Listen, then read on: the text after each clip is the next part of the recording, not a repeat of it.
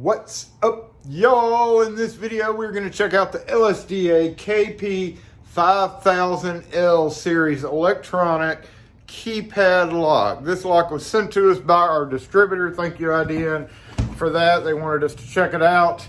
Mentioned that it was a little bit better price point than the ever popular that we all are familiar with, alarm lock Trilogy. In fact, this KP5000L is already weather resistant, where with the Trilogy, you have to order weather resistant if you're using it outside. So let's go ahead and get this guy unboxed and see how it compares, since it was compared to me as a Trilogy alternative, I guess you could say. We'll check it out and see if that's a possibility. You know, a little bit less expensive. If you don't want the Trilogy, well, we'll get into it. All right, this is a heavy-duty grade 1 lever lock, push-button lock. It does up to 100 users, 4 to 6 digit pin, auto relocks, passage mode. There is a lockout mode, and there are 5 single-use codes. I believe alarm lock only has 1, but we'll go ahead and start off real quick with an unboxing just to show how it's boxed up. It is a little bit bigger. There's one thing about alarm lock is they have their packaging down. Not a big deal, but we just wanted to show it off. So we're going to go ahead and get this out. Comes with all the pertinent instructions, drilling templates, which I might add is different than the Trilogy line. If you are familiar with the Trilogy line, you know it's got 2 holes at the top here. Everything else looks the same. This looks a little higher than the Trilogy version, but what we're going to do is we're going to take one off of a display and see how it covers up. I just installed this Trilogy the other day. It uses direct 4 batteries. The Trilogy has 5, so with the battery pack on the Trilogy, it has 5 batteries, AA in there, and I think that would make it last a longer length of time. But let's see what we have here. Whoa, we got some Bexel super alkaline. You know, a lot of people make fun of off-brand batteries, and you're always supposed to use, you know, Duracell or Energizer or high-quality, non-rechargeable style battery. Okay, so the one he sent is a SFIC, small format. They have it in standard Schlage as well, but the one they sent is the SFIC version.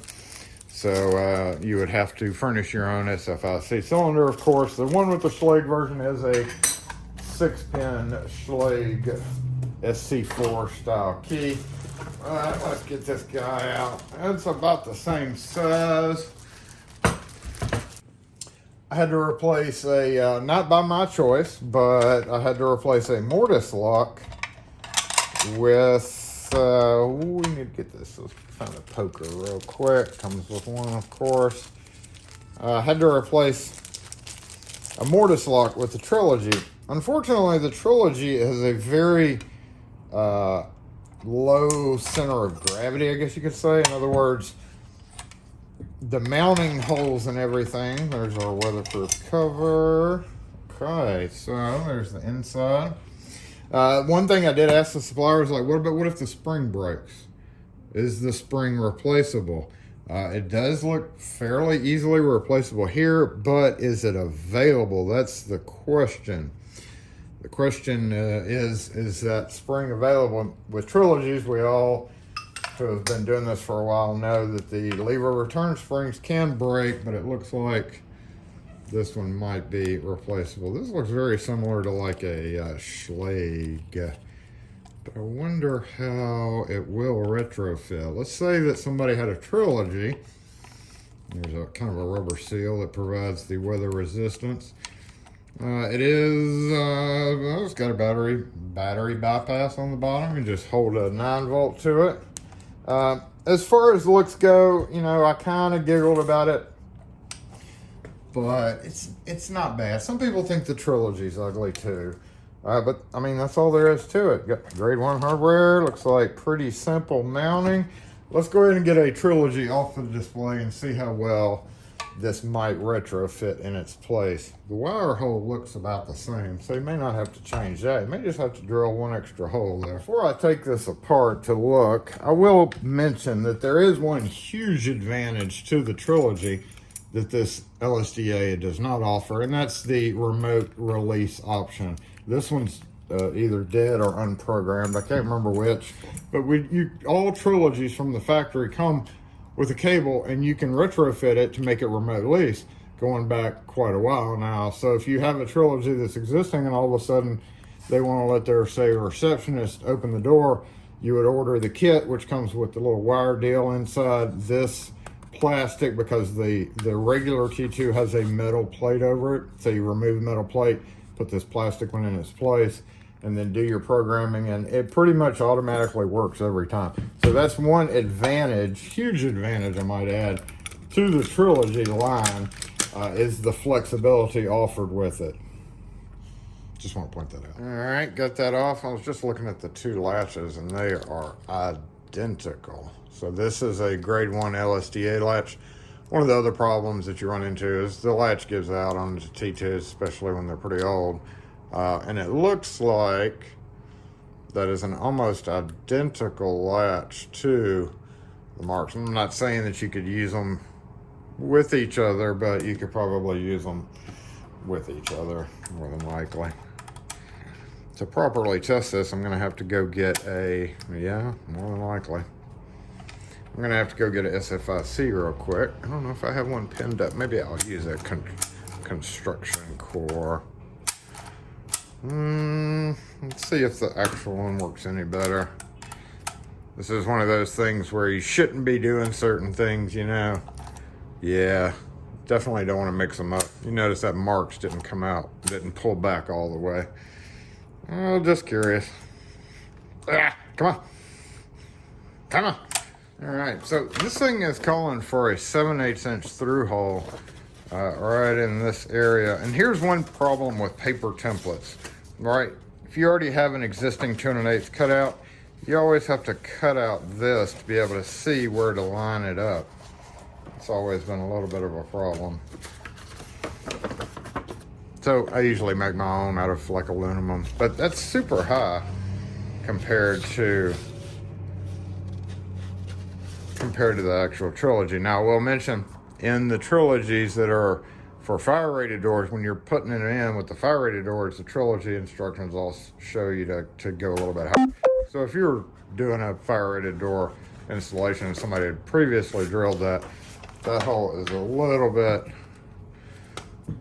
off. But I was kind of wondering, why do you need a 7/8 inch hole for this cable? That doesn't make a whole lot of sense either. I think we're gonna try a smaller hole right there and see. But it looks like this is directly in between the two. You could almost just, no, it's a little bit lower. Just a hair lower.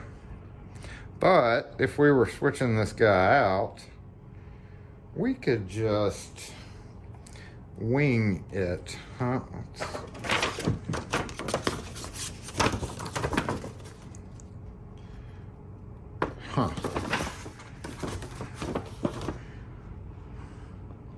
I'm not sure I approve of this wire hole. I guess so it goes up like that and then out, stick straight through. I don't know. Let's get some holes drilled and see how it covers up the whole footprint. All right, normally you would always cut from the high bevel. You'd always fold this down if your door has a slight bevel on it. You would normally always measure and cut from the high side of the bevel, because when doors are beveled, basically they take a door and cut an angle off the edge so that it fits better in the frame. So this actually has a high bevel mark and a low bevel mark. I would, I'm not to say ignore that, but I'm not overly fond of that as an installer. It should just be here and then high bevel. That's off just a bit. So I basically cut out the template, line it up with the hole that's already there. Let me get down here and eyeball it. Yeah, that's about right. That's about right. That looks to be about right. Fold this over. This door is not beveled. You can use tape to hold this still, you know, but we're not going to do that. Let's pump a hole right there. And we'll pump a hole right there. I really am not going to drill that 7/8 inch hole. We're going to go like 3/8 inch max. At this point in the game, I would like to say, installers, please remove any plastic. It doesn't need to stay. That's for shipping purposes. Rubber pad locks, I call these rubber pads, are always a little bit irritating because if you're not really careful putting it on, one of the edges can get like tied up or crimped. So you got to be careful putting these guys on. All right, let's see. You're going to run this through just like a Trilogy. We're going to run this through our little wire hole up here. Is it going to work? Is it going to work? It fits. We don't need no 7/8 inch hole, do we? No, we don't. All right. Okay. Is this... We're gonna have to drill out this top and bottom. These are always problematic with Trilogies anyway. This part right here, when you're mounting a Trilogy, or for that matter, this lock, there's always just something that causes an issue, and at this point, it just needs to go up a little bit and down a little bit. So let me get a appropriately sized bit and just go up and down. All right, as you're running it through, make sure your wire's not crimping up. Make sure your teeth are gonna engage properly there. And make sure your rubber seal is doing what it's supposed to. All right, I see a little bit of a problem with the wiring in that small hole. You just have to make sure it goes straight through. Not a major problem, but okay. Let's pull it. Actually, let's just push it tight. And we should be right on here. Okay. Look at you. Look at you. All right, now normally the Trilogy and the other one connect together, but this one does not. So let's see, we need a wiring hole, probably this guy right here. And then this guy right here. Move that out of the way, run you through.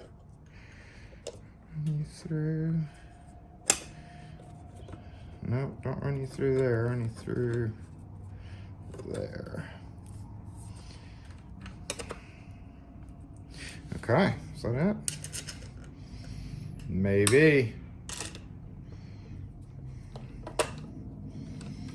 Now, these are standard 1032 screws. I just looked at the directions. The screws at the top and bottom that hold the other part of the trim in are metric. So what I'm going to do is I'm going to put all these screws in real quick loosely. For this task, I'm using a Vessel non-slip grip. Number 2 Phillips head. Right, let's make sure we're not binding up here. Right.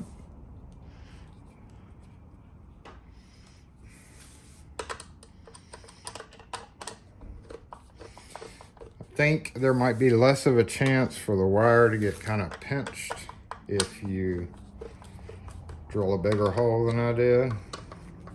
I may jump it up to 1/2 inch. I don't think 7/8 inch is totally necessary. All right, make sure your rubber seal is correct all the way around. Keep tightening.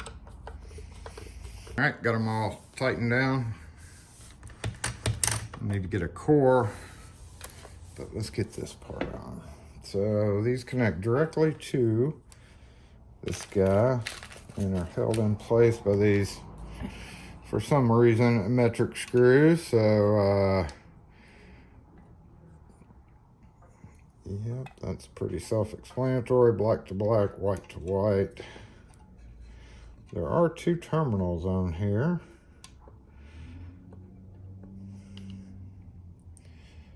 Nope, nope, goes the other way.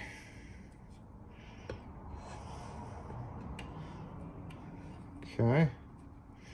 And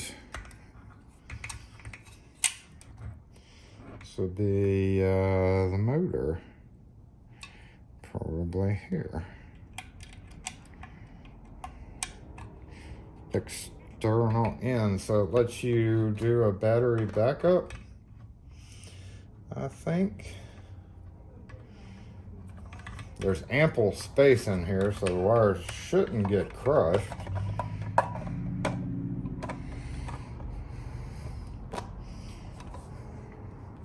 Looks like we need to take the battery cover off.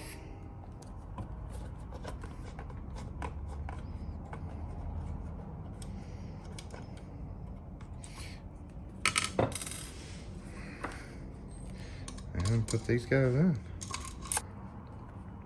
Pretty simple retrofit.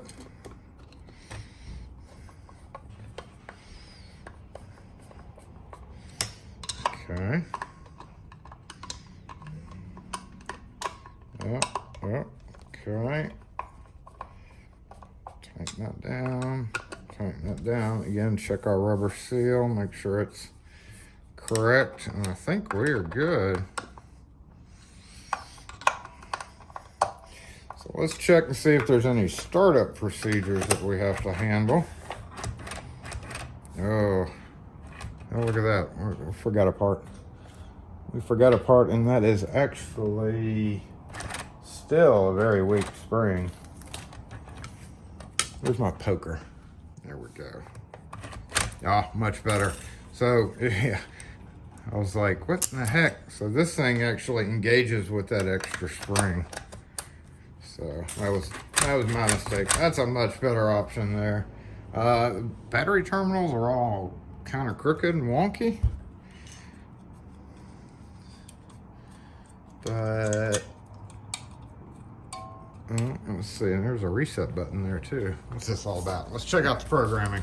So, standalone push button programming instructions. Do we need to do anything before we start it up?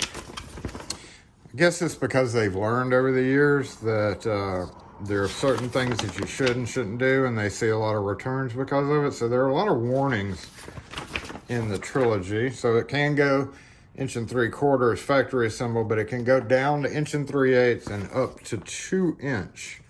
It says 1 3/4 here, but on the box it actually says up to 2 inch doors. So you would have to take it off and just do like you do any lever handle, adjust this screw in and out part. All right, so we got through. Avoid pinching wires. Yep. Test lock operation. Mechanical. We got to put a thing in there. 1 2 3 4 5 6. Star.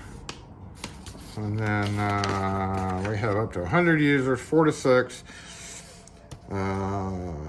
12 numbers, a star and a pound. Yep. Okay, opening the door with the pin code, just type in and press star, turn to open the door. Master code. Here's all your master manager settings. So preset, we got to change the master code prior to doing it. So the master code, while the master code can't open the lock, you probably wouldn't want to use that. You want to save that for reprogramming the lock.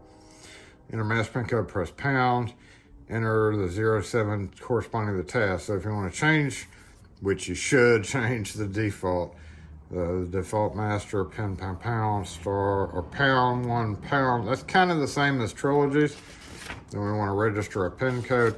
This does not say when you change a Trilogy, the 6-digit code, you have to, like if you choose a 5-digit code for the master, you have to have 5-digit codes for the user codes.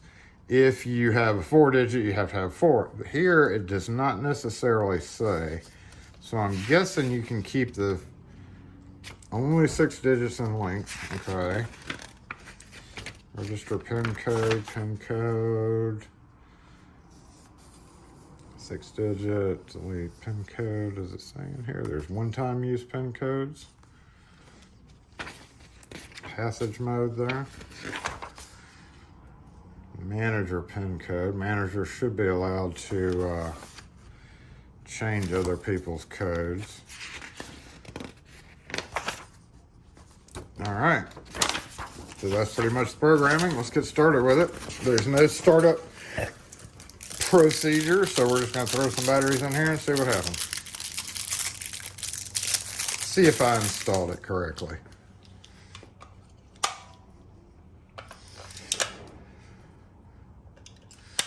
You know, people, like I was saying this earlier, people hate on these batteries, but you know what?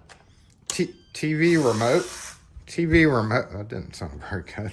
TV remotes that you get, the batteries are like this, you know, like kind of crappy offshore branded batteries sometimes. Sometimes they're actually just relabeled Duracell or Energizer. But you know what? TV remote batteries from the factory last forever. I noticed that the other day. We've had a TV for like 7 years and it finally gave out. All right. 1, 2, 3, 4, 5, 6 pound. And we put that into programming mode. So let's go ahead and change it. Let's get out of programming mode.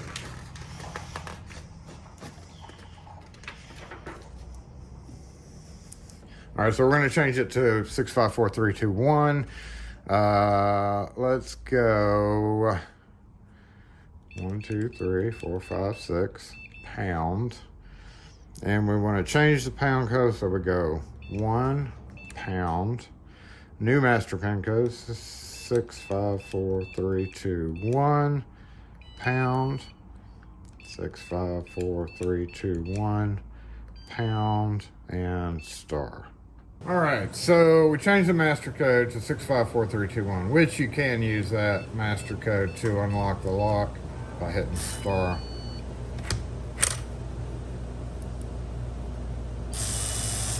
That didn't sound good.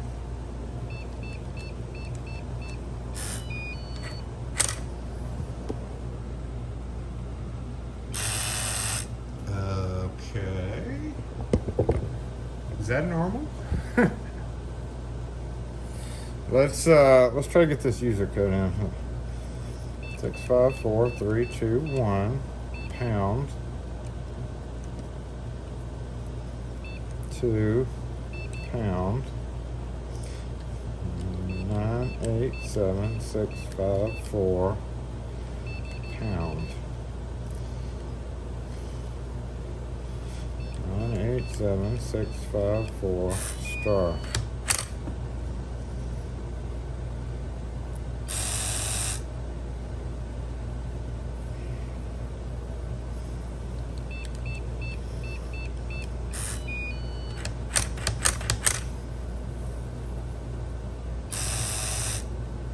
I'm not so sure about that noise. I'm not going to worry about this. It's just a key cylinder, but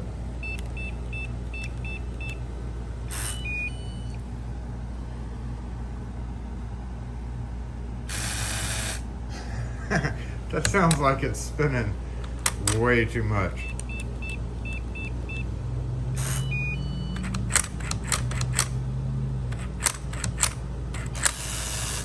Ugh. Weird.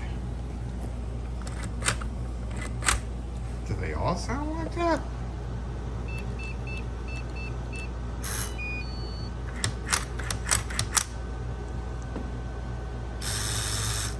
Why is it so loud? All right, aside from that, let's see what happens with the one-time use code. So 654321, boop. One-time code, which can have 5 of them apparently down. Let's go 386754 pound star. So 386754 star.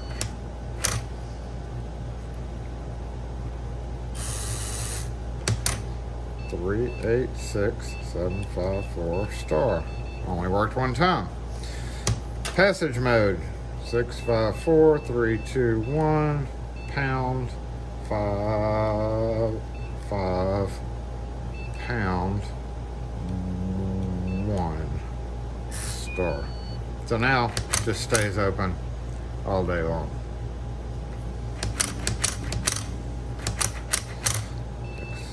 Whoop.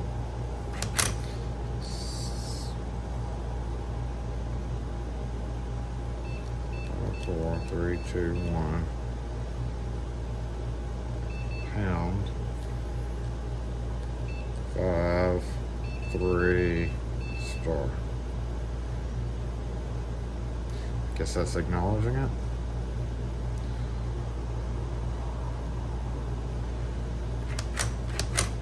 Another method is to hold the star button for 5 seconds. 1, 2, 3, 4, 5. Setting up the sound volume. Okay. 654 321 pound 0 pound 1 pound star. Ooh.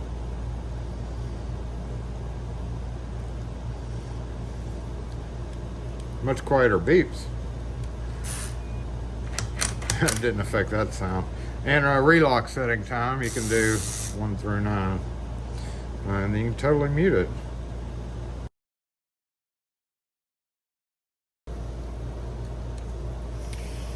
Okay, let's see what a reset does. Can't get the sound volume back.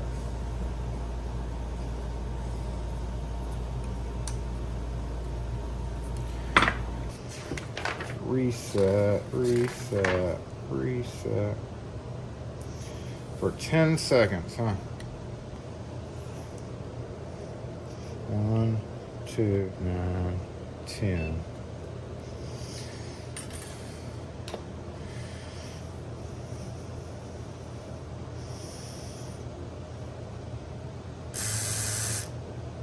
Okay, the volume's back.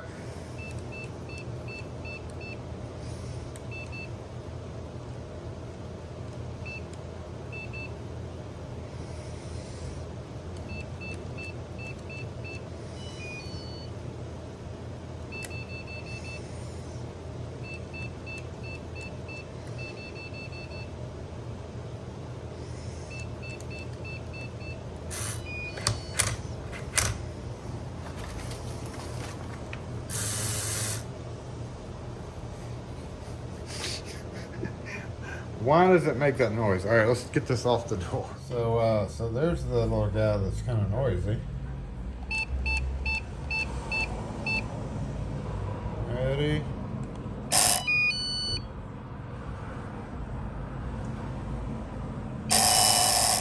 Ugh. Let's see, how can we make that less noisy? We'll give it a shot of Houdini, see if that helps. Maybe.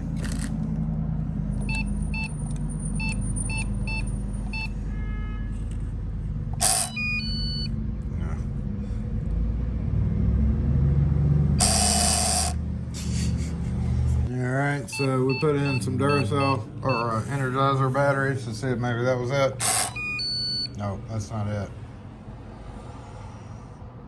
I mean, I guess in a way it does notify you that the door's open, right? Well, anyway, that's it. SFIC SC4, kind of loud, kind of weird sounding. I'm going to go ahead and take it off the door and wire it back up to see if it's maybe a door installation thing that's causing that, but I feel like that's how they sound. Big difference in the two just for reference.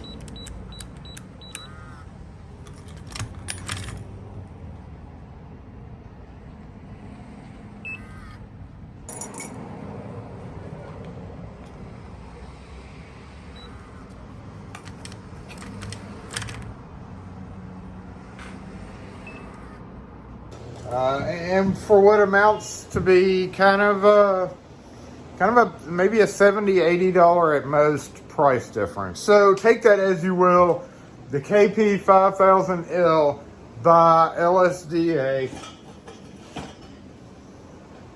It's an option. It's out there, just so you know about it. If you have any questions or comments, I'll try my best to help you. Otherwise, catch you next video. All right,